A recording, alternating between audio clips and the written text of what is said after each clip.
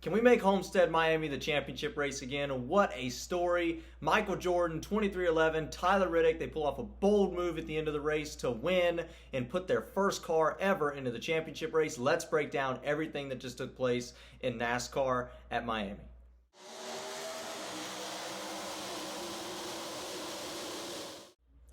Hello everybody, welcome to Dirty Air. I'm your host Alex Lambert, and let's break down NASCAR in Homestead-Miami, an instant NASCAR classic, NASCAR playoff classic.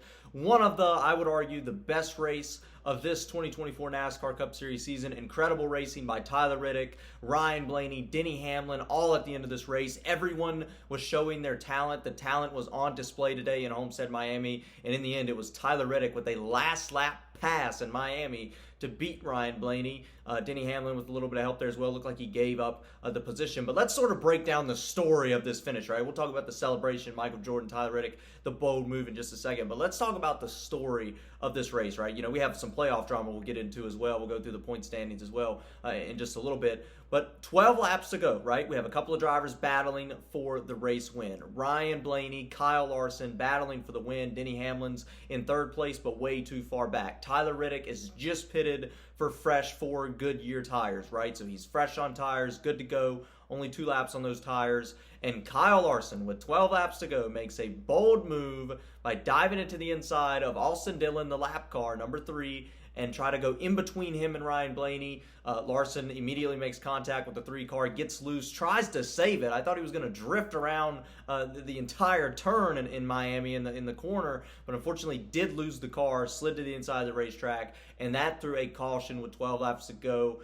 Certainly a big situation there, right? Kyle Larson ultimately ended up finishing in the 12th position, so a really bad, potentially disastrous day for Kyle Larson right now. We'll talk about him in just a little bit. Don't really understand that move completely, right? Think that was it was aggressive. I get it. This is one of those, hindsight's 2020, right? That move works out for Kyle Larson, then we praise it. But it didn't work out, so we're going to, talk about how bad it goes and how bad of a decision it was. But anyway, we have a restart with 7 laps to go. You have Tyler Reddick on 2-lap older tires than everybody else. So it's fairly even, right? Especially after a few laps of a run.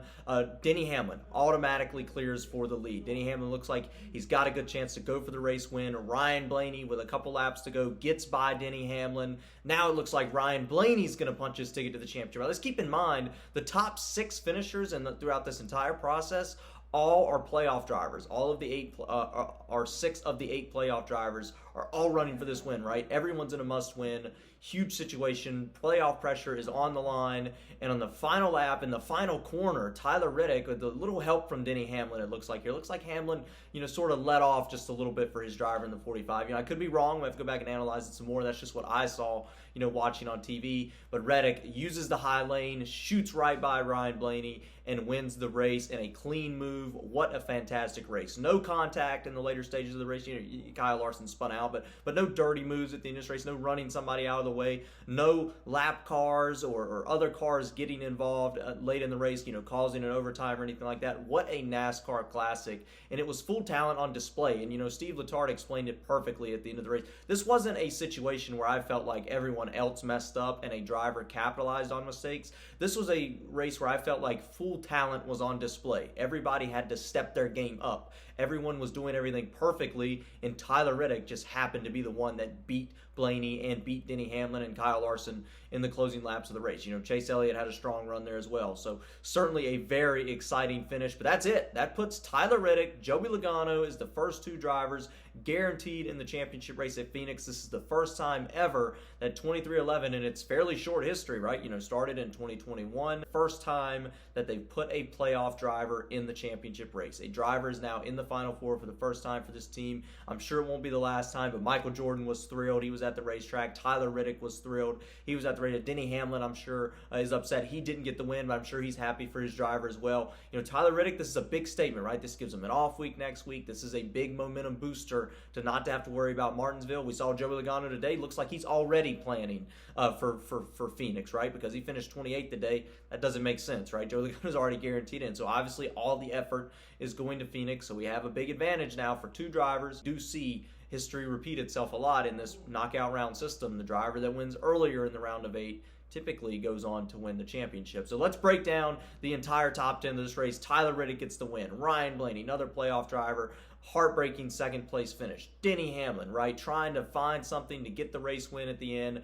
Didn't have enough. Third place for Denny Hamlin in the 11 car. Christopher Bell in the 20 car. I think Christopher Bell was 4th to 5th place all day long, but the consistency matters. He's now 29 points above the cut line. That's fairly safe. He just needs to have a decent day in Martinsville next week, and he's going to be in his 3rd consecutive Final Four with Adam Stevens, right? This would be, I believe, Adam Stevens' 5, 6, 7, 8th Championship 4 appearance if they do make it. So that's certainly important for Christopher Bell's crew chief. Chase Elliott, 5th place finish, but he's in a must-win, so that's disappointing for him, but still a solid day. Showed a lot of speed and showed he's a force to be reckoned with, even going into next week. William Byron, once again, the consistency continues, but he's the 6th place finishing playoff car today. Currently barely looking in right now on the grid. 6th place finish for William Byron. Alex Bowman, once again, sort of got kind of kicked out of the playoffs with unfortunate post-race inspection situation. 9th, 7th place finish. That team has stepped up, right? They haven't given up on the season. AJ Allmendinger in 8th, that's solid, right? We talk about how good it is for AJ Allmendinger running on a part-time schedule to finish good at the road courses like he does very consistently, but to see it on a couple of ovals throughout the season as well on a part-time schedule also shows the amount of talent the driver of the 16 machine has, and him going full-time next year is going to be a lot of fun to watch. Can he capitalize at these types of racetracks? You're looking at a driver that's going to try to make the playoffs off of a win at a road course or potentially point his way in. So we'll watch the 16 car all year next year in 2025. Carson Osavar, once again, Spire Motorsports, that team is on the rise. They will be winning races, I think, soon, as long as they keep going up, right? You don't want to stop the growth. It's potential. They could get, stumped. We've seen that happen a few times. I think like Trackhouse is a team that's sort of fallen off just slightly as we've moved forward in the next gen era, but we'll have to continue to watch the 77 team and all Aspire Motorsports. But another top 10 finish again for that team is very impressive. Ryan Preece, 10th place finish for him in the 41 Ford. Once again, SHR's last season, so 2 more races to go for Stewart-Haas Racing. We'll see how that plays out for them. Let's look at the playoff grid, right? Because once again, 6 of those 10 drivers in the top 10 in the playoffs. Kyle Larson 12th, Joey Logano 28th. Those are the other 2 that are currently in. Let's take a look at the grid, right? Tyler Reddick, Joey Logano, guaranteed in. Their name's in gold. They're going to the championship race in Phoenix. They can take a breath of fresh air for Martinsville next week. Christopher Bell, 29 points in. You have to manage, right? Don't have a big mistake early in the race. Try to get stage points if you can, but as long as you have a solid day, I think you should be good. And you can almost see this as like a 22-point cushion, right? Because if a guy like Larson, Hamlin, potentially Blaney or Elliott do get a race win, that would move the cut line up a spot, right? So a 22-point cushion. Try to get stage points if possible. Christopher Bell's won at Martinsville very recently in his career. I think that he should be able to find a way to point his way in if he doesn't get the race win, right? But definitely want to point your way in, get stage points, have a solid finish at Martinsville. I think if Christopher Bell can pull out a top 10 next week at Martinsville, he should be safe going into the championship race, and he would make his 3rd consecutive. William Byron, only 7 points in. It's a little more difficult from there, right? Because you could have another winner. I think if you're William Byron, like that team has said prior to this, I think you almost want to look at it as a must-win, really, for every driver 4th on back. Because if somebody like Blaney Elliott gets a win, that knocks you out as the 4th driver. So I think you want to go into Martinsville planning on winning the race. Situations will change as the 500-lap race continues to untangle. Situations will change. You'll have to make adaptations. But going into Martinsville, all these 5 drivers below 4th need to be looking at wins. Same thing with Kyle Larson. Disaster today, though, right? Once again, I think there's a lot of pressure on Kyle Larson's shoulder. Missing the regular season championship by 1 point after skipping a race. He would have won it if he didn't skip the Charlotte 600. If he misses the playoffs, the championship race by less than 5 points, that should weigh on his shoulder because that really negatively affects him and his team. Same thing today. Aggressive move potentially cost him a lot of points. A lot of points given up for Larson. Larson should be dominating the playoff grid with the amount of speed he has and the driver ability that he has. That's what makes it really frustrating for me to watch, as he's 7 points out right now, and I feel like he should be guaranteed in on points, up there with Christopher Bell, right?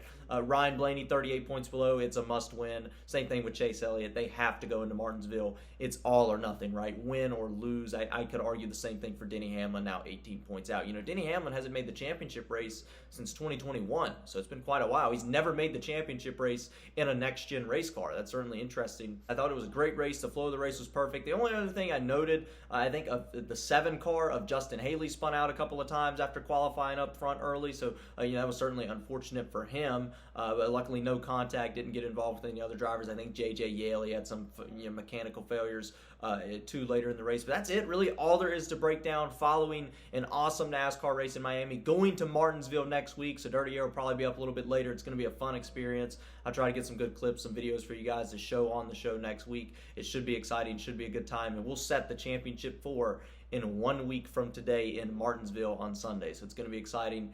That's it. All there is to talk about. Of course, like and subscribe if you like the video. If you share the video, I really do appreciate it. And of course, about Kyle Busch, not even in the race. Let's get rowdy.